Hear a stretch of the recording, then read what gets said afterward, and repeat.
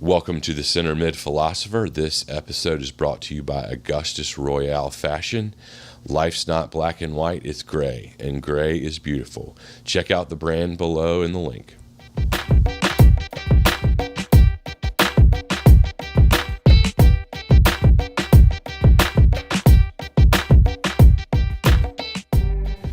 Welcome to this week's episode of the Center Mid Philosopher. We've got Grant Porter with us to talk about the world of soccer and his current role as assistant coach at UNC Chapel Hill.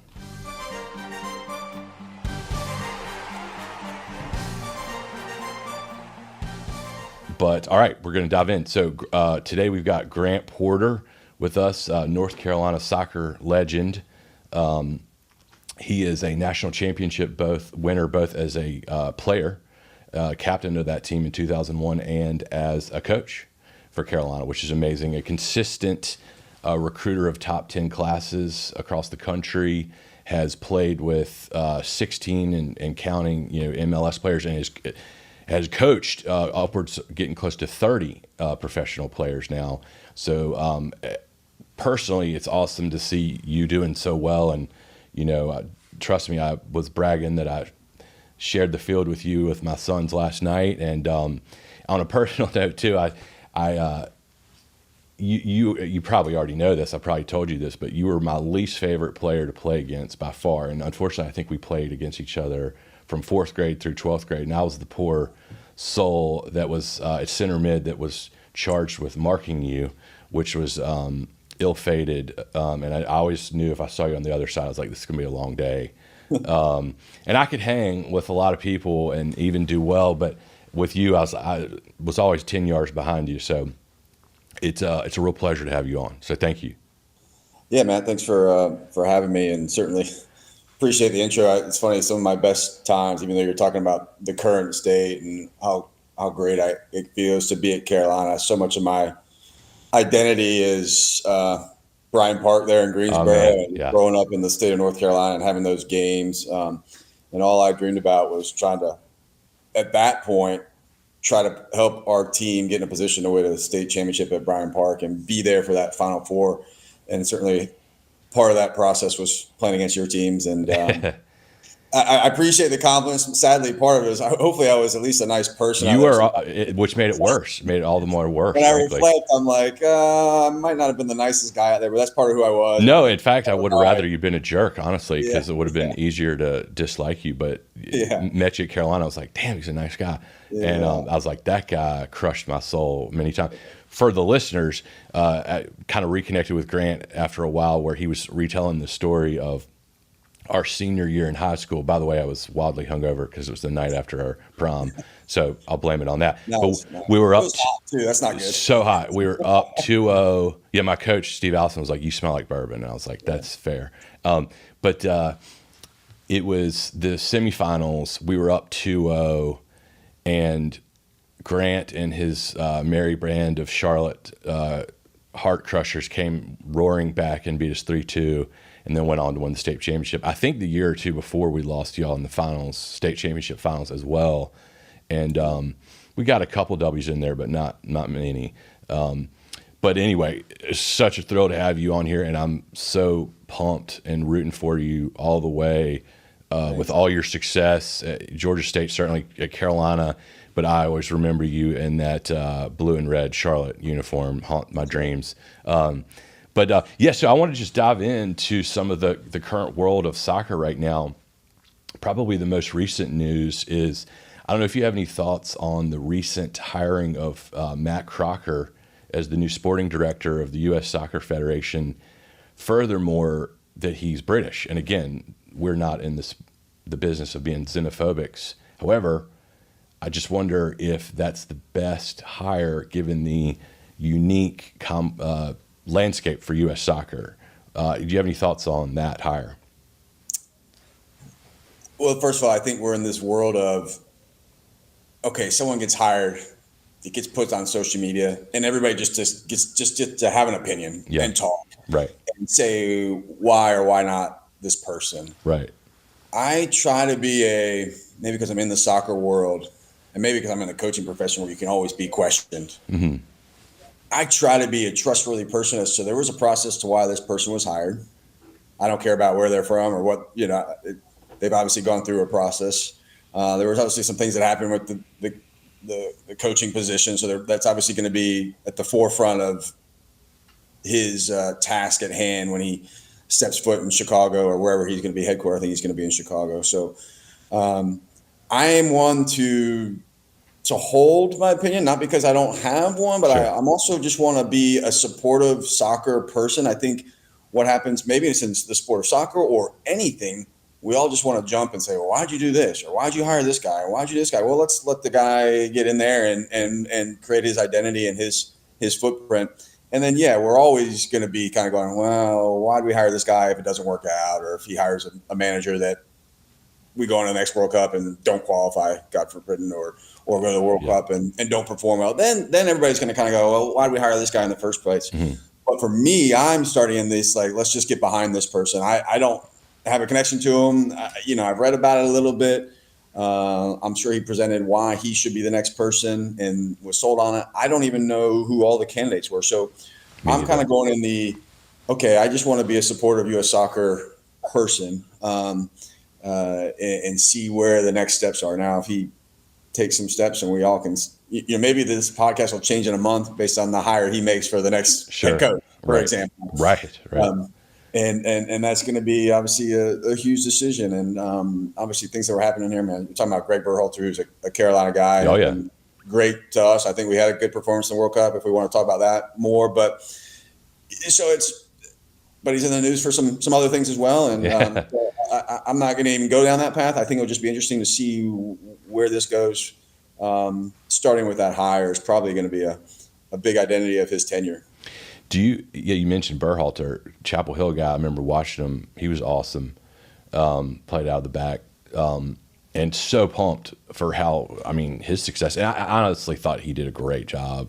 And I think we performed really well in the World Cup. But do you know Berhalter? Yeah, he's a great alum.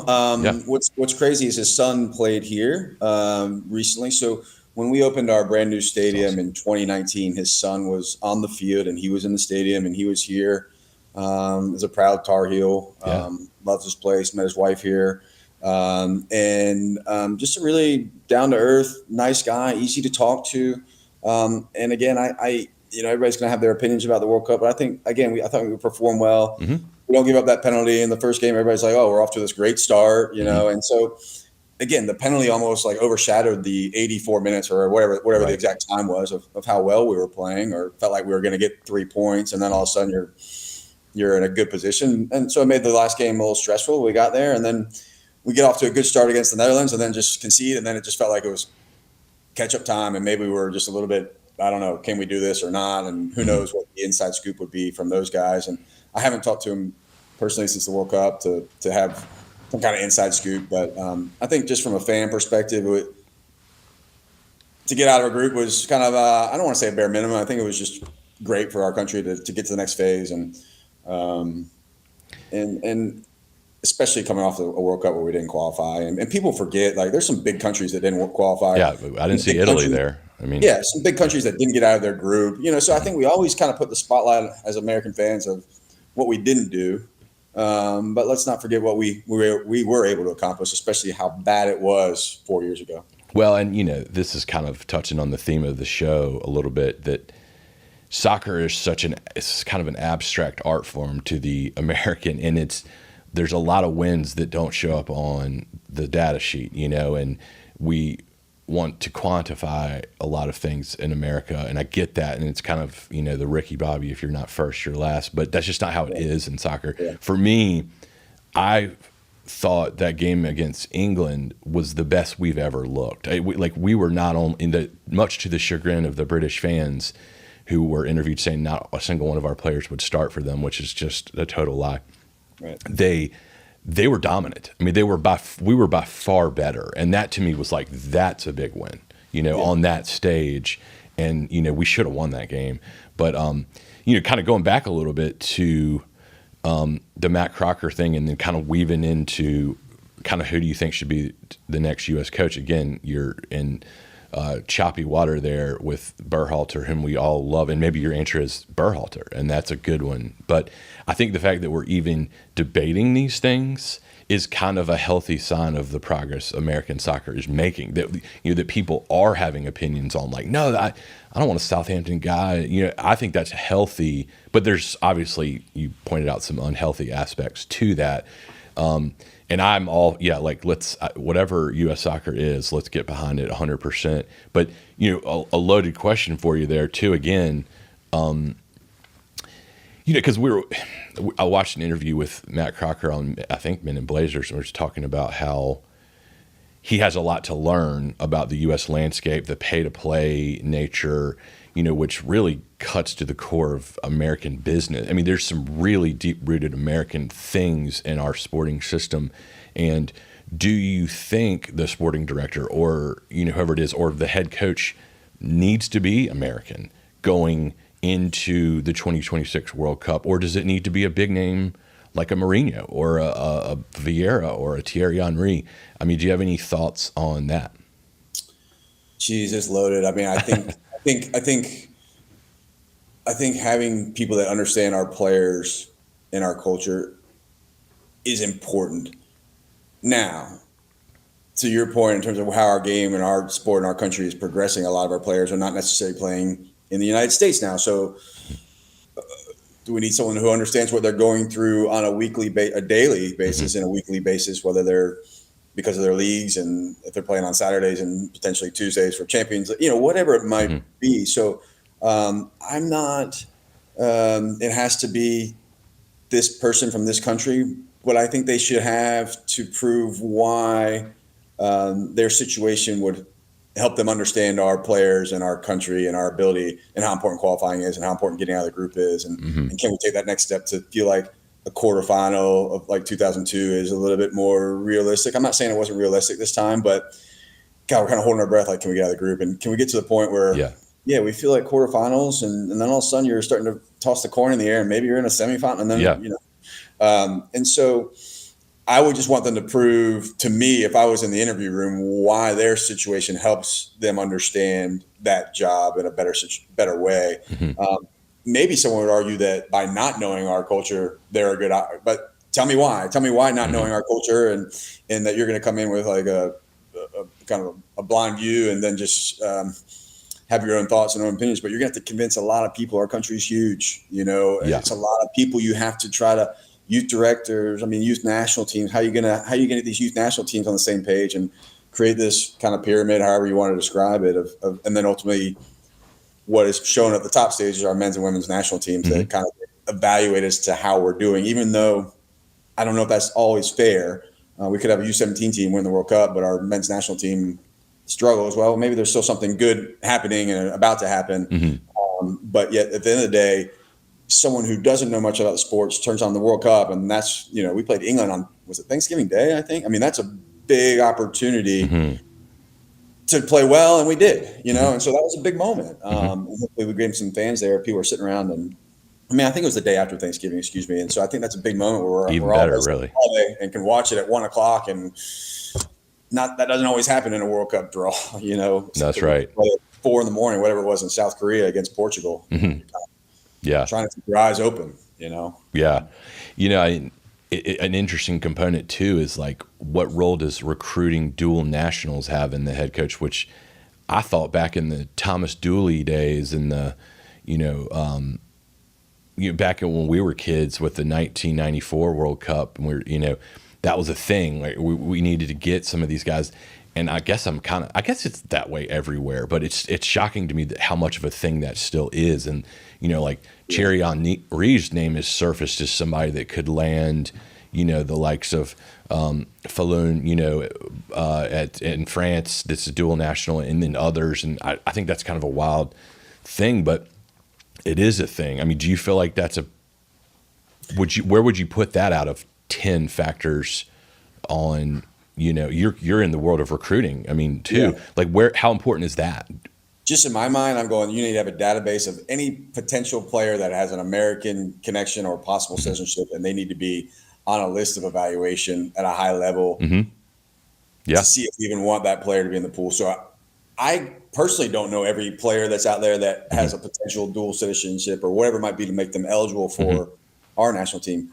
But I sure as heck hope that there's some document somewhere in the powers that be that have every player that you can imagine, both at a young and older age, that could be representatives for our country. Mm-hmm. So I would assume that has come up, and hey, how are you going to convince that guy to play for us and not them when they have to make that choice? And yeah, that's a big part of it. And I feel like sometimes you're kind of on Twitter or something. It's like, hey, can Berhalter convince this guy Yeah. to with us and not them? And how's that going to go? Right. And it feels like you're talking about a 5-star recruit here for college programs. And so yeah, I think that's up there. I just hope we don't get caught up in like, let's just hire a guy because he has a name. Yeah. I think it's a unique job. I don't want someone to come in here or when I say we, that thinks they know it all and then they get frustrated with our pool. Yeah, I think that can potentially happen. Like, oh, and these guys aren't that good. When I used to play, Right. so that would be my one thing. I'd be like, tell me how you're going to make the most of our pool. Yeah. Put us in the best position, both from our top national teams, men and women's side, down to our, what we got to find the U15s now or whatever you want to say. I just think there's a big hey, we are who we are. We're not at Brazil yet. We're not there. But how can we narrow that gap and not be frustrated along the way, and how to view these challenges as good challenges that we have to overcome. So that would be kind of where I would be going if I was in the interview as a random Joe Schmo, but I'm not in there. So Well, maybe one day. No, Yeah. I'll root for that. But I mean, I think you touched on it. The American landscape, there's a quantity game and a geographic game there where not to insinuate that we have more talent than the likes of Brazil and Argentina, because we don't, but it is more vast and more geographically and more globally spaced out. I mean, let's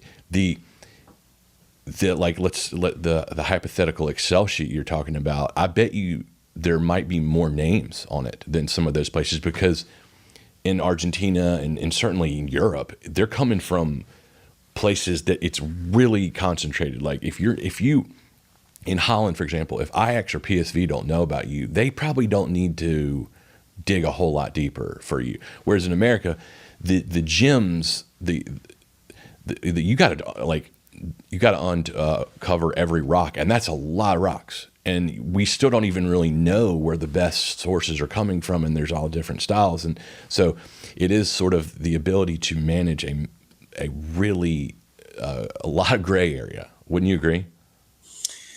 Yeah, and I think, you talk about geography. I mean, gone are the days. I mean, even when you think about you and I playing against each other, like Charlotte versus Greensboro is not what it used to be, mainly because now you have Charlotte FC. And so Charlotte FC is going to have to travel. I don't want to get too much into our recruiting, but I know that they'll go into play Toronto and New England on the weekend. And you're kind of going, well, that's a long weekend. How are you keeping your grades together? How are you doing? That's a long way to go for a youth kid. And then all of a sudden, are they loving it? Or basically it just feels like we're just so spread out and it's harder to get these quality games and so I think it kind of even made to your point of why it gets so spread out is because we're just spread out and it's hard to get good games all the time and get the best players playing against each other. Where sometimes Charlotte versus Greensboro is a good thing. Like why do we need to abandon that? And I think Charlotte versus Greensboro is happening all over the world, but even closer than that, it's like Charlotte versus North Charlotte. Right.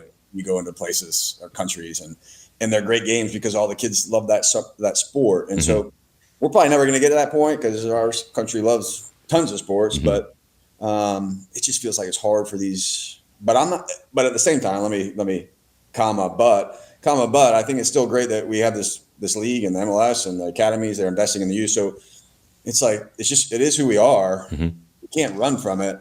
No, and it's not changing. So we can't. I just don't get into complain mode. It's just like, all right, we're setting up the best league. Charlotte should play Nashville, but are they playing? Who are they playing besides that every other weekend to maybe just get a game in? And so I think there's just a big setup that always needs to be addressed. I mean, when we were growing up, I just loved that there was kind of like a regional team and the region teams played against each other. And from there, they pick a national team because, okay, I'm on the region team for the Southeast and we played against the Northeast and I had a good game. This guy deserves a shot, and that's right. There's some kind of old school fashion to that where it's like, that might not be a bad way to identify some domestic players that have not already gone over to Europe. I know. And we went away from that because they're in these MLS academies, and again, that's fine, but we kind of chopped it up a bunch more. Yeah. So sometimes I'm like, well, the Southeast MLS club should have like an all-star team. They should play the Northeast one. Let's really start to get these guys playing against each other more. Yeah. So you touched on, and you're like leading me along here, which is awesome. And again, I don't want you to tell any trade secrets or show us your playbook, but recruiting soccer, that probably could not be more of my dream role, just trying to find unearthed gems. And, walk me through like January 1, 2023 whiteboard. What do you do? I mean, a lot of questions here, but do you have sources that you talk to? Because again, the geographic, like how far geographically do you recruit? Do you typically try to stay in the Southeast, or you go nationwide? How do you get your tips? What grades do you start recruiting in?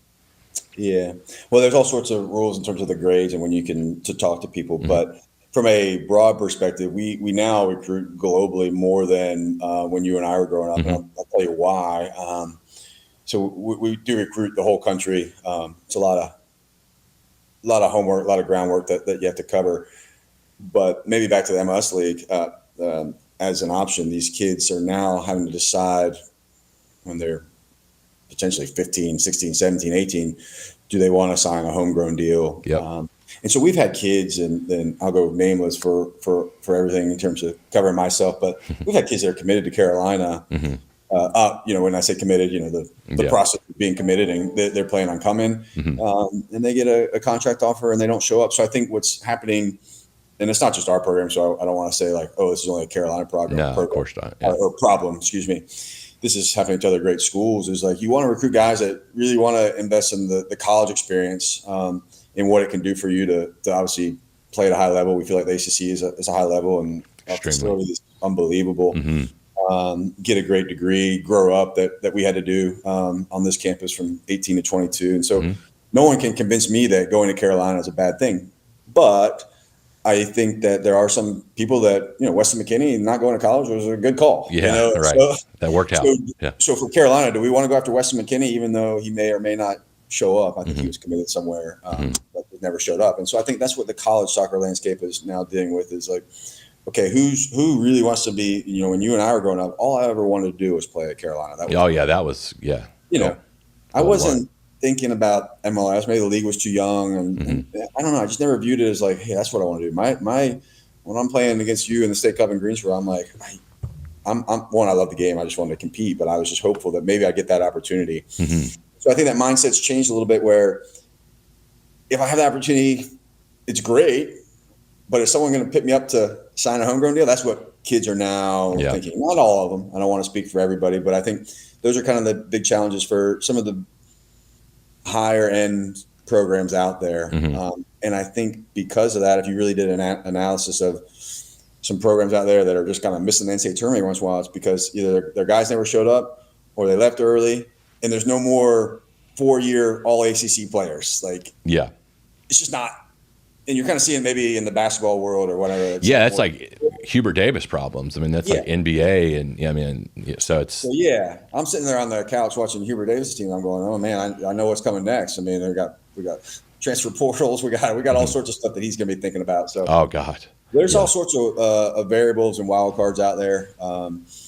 But again, maybe back to my original message when we're talking about U.S. Soccer, I try not to get in complain mode. This is a wonderful place to be. Try to make the most of what our environment is. And again, if it's time for someone to go, it's time for them to go. But again, no one's going to tell me that coming to University of North Carolina, Chapel Hill to play soccer and to get a degree is not a good thing. So we'll keep looking until we find the guys that want to be here and want to try to help us win a title. No, there's plenty. I mean, you're near the top of the echelon on anyone's soccer dreams of the most impossible to reach that there could be. And but and again, kind of really getting into the recruiting when this is just a really deep question on style of play, and what are you looking for in recruits? Like a girl that I used to work with asked me, and she played in college, and she was big on like, what's the difference between guys and girls? And she was like, what what separates the me from the you, kind of like can make it all the way at the top flight, in the state and club, now academy level, to okay, now they're playing division D1 soccer, they're really, really good. And I answered her, I was speed. I was like, for us, you kind of got to the top, and everyone was really skilled, but like yourself and Logan Pauls and Eddie Robinson, Matt Crawford, list goes on. And Sean McGinty. I mean, there's just no way I could get within 10 yards of you guys.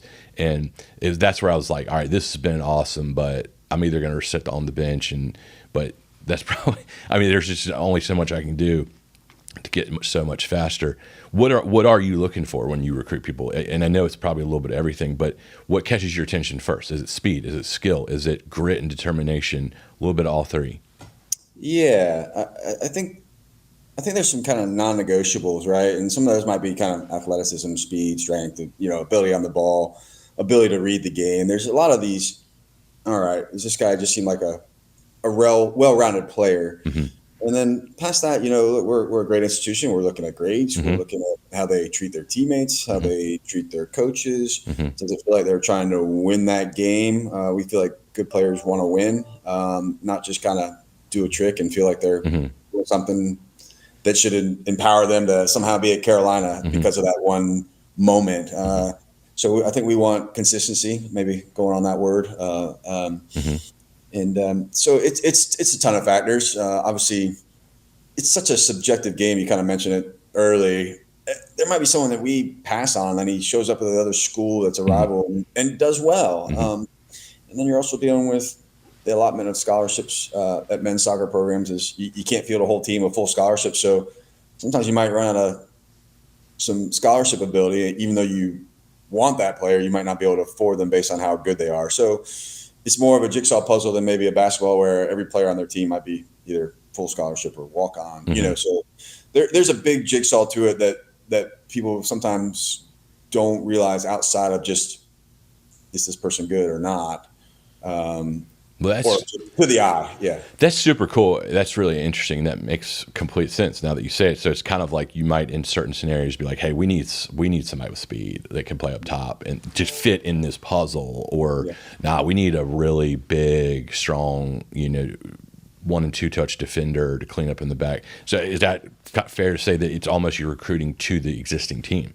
Yeah, there's certainly a positional. When you talk about the jigsaw, there's also I should have mentioned that there's also a positional need of, hey, this guy either graduating, playing well enough that some pro teams are going to be looking at him. We need to be prepared if he leaves early. So there's.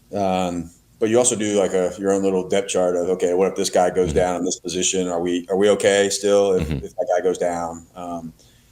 So yeah, you're kind of, who are we trying to get, but who do we have in house? How's that shape up? Injuries, graduation years, and again, how well are they performing? I mean, there's some guys you just have a hunch that if they have another year like the one they just had, that might be all she wrote.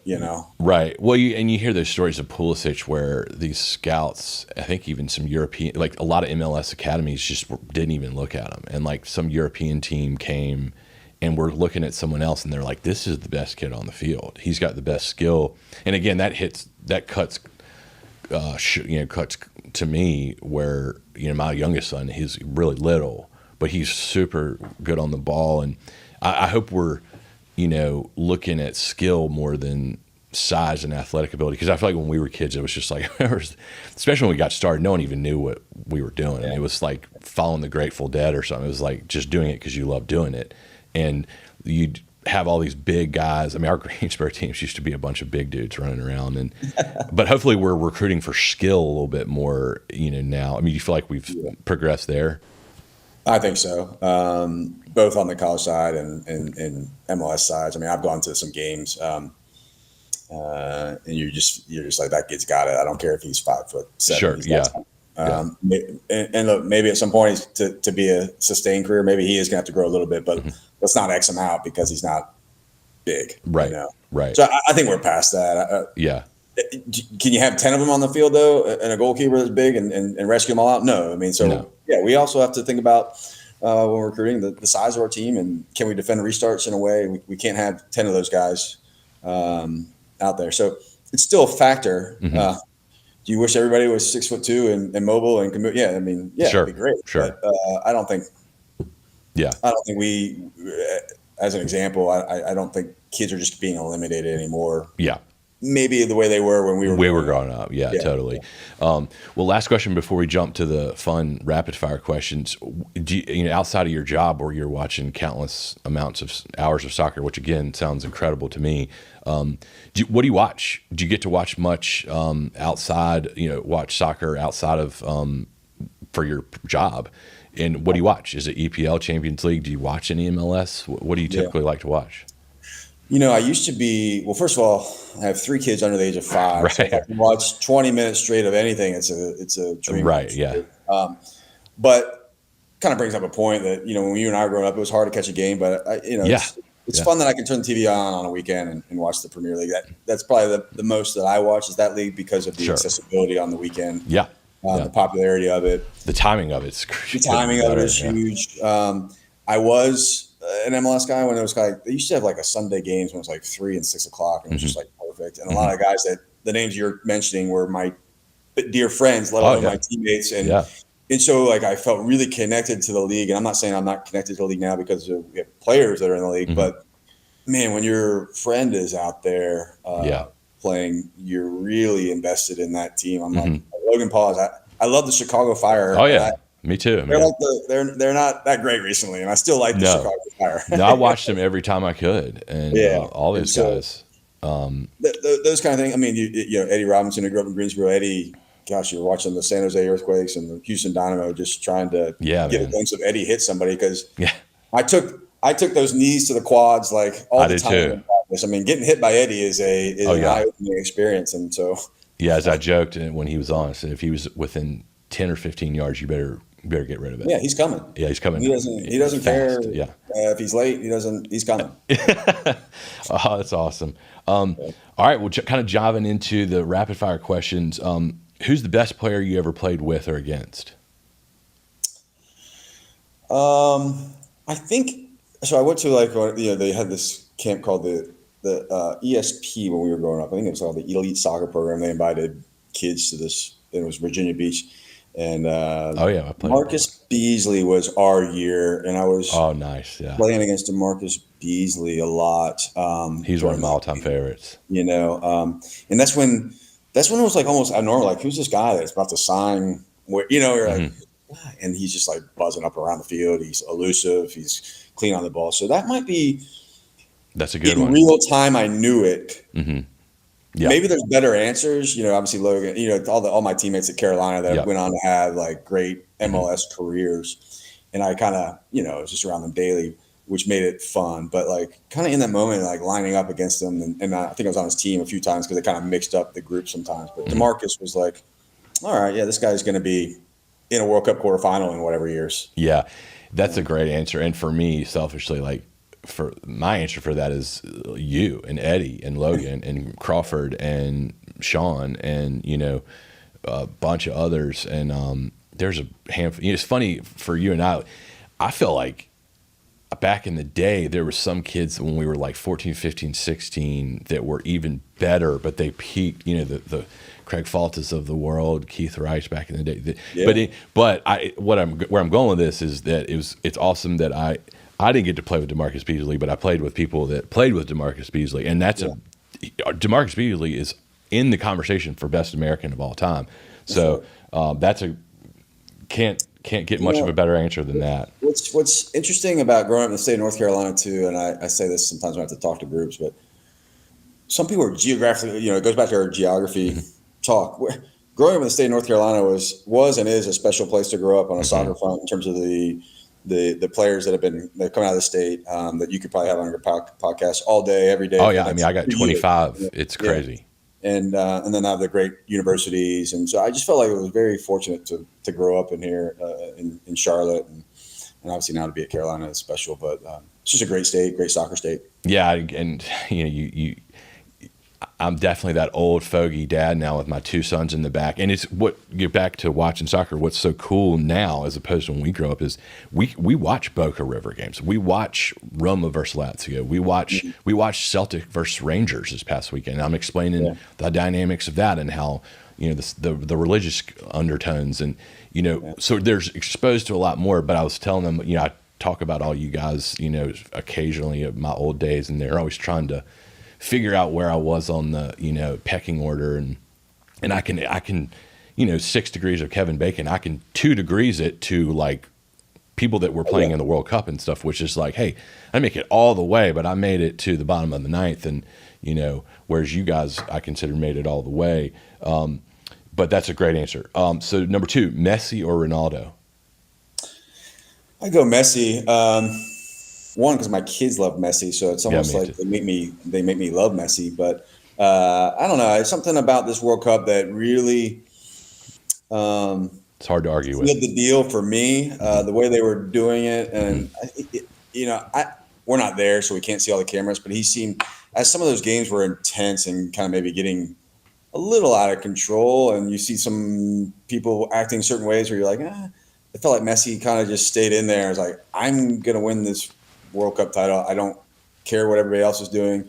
Is he proud of all of his actions in the World Cup? Maybe not. I don't know. But like, it just felt like he was, I'm not leaving here without this title. And when you're not totally invested, I mean, I'm invested, but like when you're not totally invested in that final and you're just watching, you're like, I just can't help but root for this guy. And somehow he kind of ended the debate for me on this one that night. I think for probably 75% that is pretty decidedly so. It's funny, my oldest son is big Ronaldo and my youngest son is diehard Messi, because my younger son is little and left-footed, so of course she has gravitated towards him, and they like legitimately argue about it, like really. And I'm like, hey, it's like there's no the fun in this is just that there's no right answer. Right. But so Messi or Maradona? I'd probably say Messi, only because it's more. I don't want to say I was not paying attention at that young age, but I just feel like I grew up more with Messi, or more in my young adult life and into my adult life, to appreciate him more than maybe I would have realized if I was growing up in that era. Not to say I didn't see him play, but I was almost too young to process just how good Maradona was. Now, that might be a cop-out answer. That'd be like saying Michael Jordan versus LeBron, and I think this generation is saying it's LeBron. What are you talking about? Right. I'm like, wait a second here. Like, Michael was Michael. He's too good. Like, he would average this, and this. So like on the Michael LeBron, I go towards Michael because I grew up with him. Sure, but I'm more like the Messi because I feel like I've been around and watched his elite moments as an adult or young adult. Yeah, I mean it's a tough one for me on that one. The thing about the Maradona, I mean, Messi is, I mean, you really can't go wrong with that answer pretty much for anything. But with Maradona, I really did that. He's kind of what made me fall in love with the game. I was just like, as a 10-year-old, I'm that 90 World Cup in Italy. I remember just being like, that's my guy. He was like, Mick Jagger out there or something. Like, he just had that. And I was like, I don't know what this whole scene's about, but deal me in. Like, I want to, not all the bad stuff, but like he was just his attitude and like little guy of like, I'll go with anybody. And he's drawing fouls as he's dribbling the whole team. Oh yeah. Those clips are another level, but so who you got, Ronaldo or Ronaldo? So Cristiano versus Il Fenomeno. I go Cristiano on that one. Yeah. Me too. I don't know if I have like the cleanest answer why, besides that, man, he's just another level. I mean, and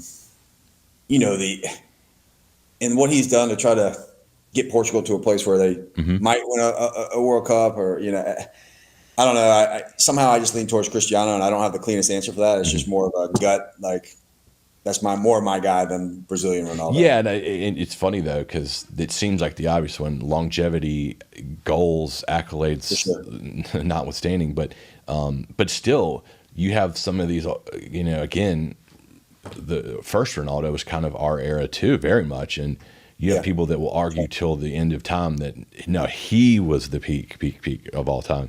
But no, that's a good one. Who you got, Donovan or Dempsey? I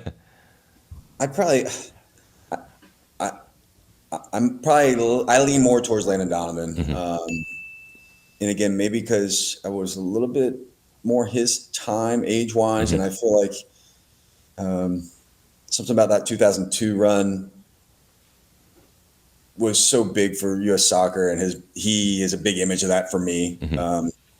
Beating Mexico in the round of 16, something about him was just like Yeah. the forefront of that. Not to undermine any other players, but Mm-hmm. like just felt like he really was big on that, and an ambassador for almost setting up Clint Dempsey as he kind of did his run Mm-hmm. of performances. Yeah. So I lean towards Landon Donovan. So Yeah.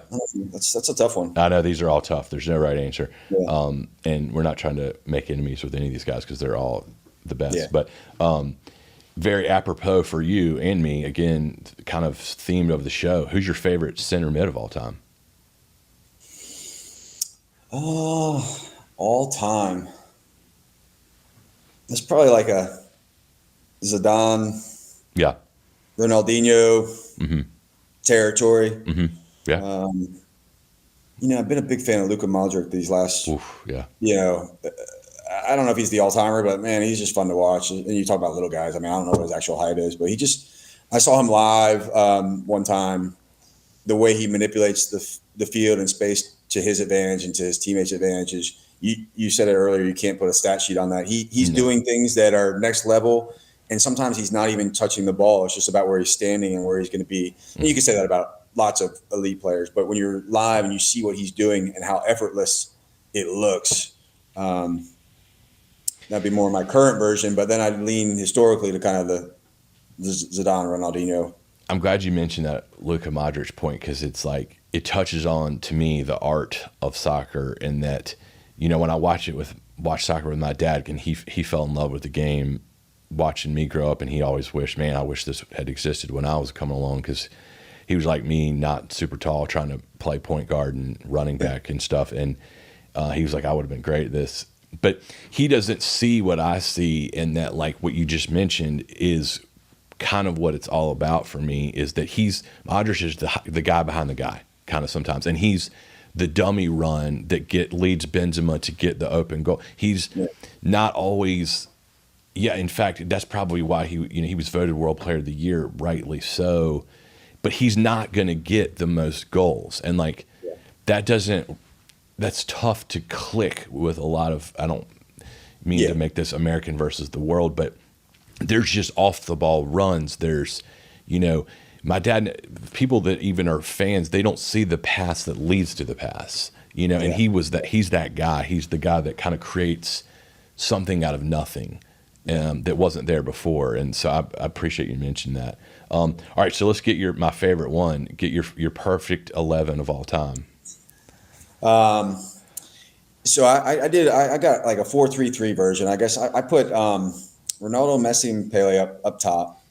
Pele's the only one in my lineup that I really didn't. Just feels like he has to be in there. Sure, yeah, because he is who he is, even though I wasn't like who I was growing up with. And he was the first. That was kind of my front three, and it's hard to argue against Messi, Ronaldo, and Pele. So I think it's a pretty good. Then I think it gets kind of with that. My three midfielders, I have Zidane holding with Ronaldinho, and then Maradona as like underneath the forwards, trying to make some things happen. Yeah, someone argue number 10. Yeah, but I'll keep him in there. Mm-hmm. In the back, I have Roberto Carlos on the left back, and I slide Maldini in just to keep both those guys. Yeah, part of it. Maldini's got to be in. Yeah, and then the other center back, I had Sergio Ramos. Mainly because my team's looking a little soft here, so we got to hit some people. Sure. We still got to be tough. Mm-hmm. And then I was leaning towards like a Philip Lahm or Cafu on the right, but I'll go with Philip Lahm just because you're captaining national teams and Champions League titles. You got something going on, and then I got Buffon in goal only because of his personality. I think he gives like that Italian rigidness that'll keep us organized. Yep. And he's still pretty good. So he's arguably the best. Yeah. Those are mine. Goalkeeper I was struggling with, but we need some discipline back there and a little bit of personality just to to do the smacking a little, talking a little smack back there. Sure. She got to. Who do you have in So goal? that's Buffon. Yeah, Buffon's my guy. Yeah, that's right. Good. And then last question, favorite jersey of all time? Jeez, I feel like what hits my head when you ask that, I'm just going to go old school with the American. There was like the 3 stripes that went from like your shoulder into the center of the chest. Oh, Do you yeah. remember that? Oh, like, yeah, man. That was like, Yeah. was that 1990 or I don't know. Yeah, and it's man. not even a good jersey. It's probably terrible looking, but somehow it's I love it. the That's a first good one that hit my mind when you said that question because I wasn't prepared for it. But there's probably better looking versions. I'll always go with a Carolina jersey that you can see behind me. I always love our light blue. Yeah. Oh, you can. We wear. Yeah. So I'm always on board with light blue, but I'll go with the American 3 stripes when we used to be Adidas. No, that's a good one. Well, that's it, man. And dude, thank you so much. I hope you got fun with this, and I can't tell you how much I appreciate it. And again, to the listeners out here, this has been Grant Porter on the center mid philosopher, my least favorite player to ever play against in the most complimentary way because he torched me. And one of the best to ever play in North Carolina, continuing to do brilliant things as a coach now, and I'm just happy that one of our own is still carrying the torch. So thank you, and it's been an honor and a pleasure. Yeah, man. Thanks for having me on, and come on up, get your kids to a game. Let's do it, dude. I'm on it. We're gonna do it. Like I'll absolutely do that. We didn't even get to talk to you about the Chelsea Wrexham game, but yeah, I'm maybe we'll see you for that one. Let's go. We'll tailgate. Yeah. All right, bud. Thank you so much. I'll no problem. Get back to Grant. it. This is Zach. Thank you, Grant. Appreciate it, man. Thanks to all the listeners. Go out there and be a true center mid in life. Create art out of nothing. Create beauty out of chaos. Support your friends, your coworkers, your teams. Put good karma out there. Set someone else up for success. And last of all, put one on net. Thanks.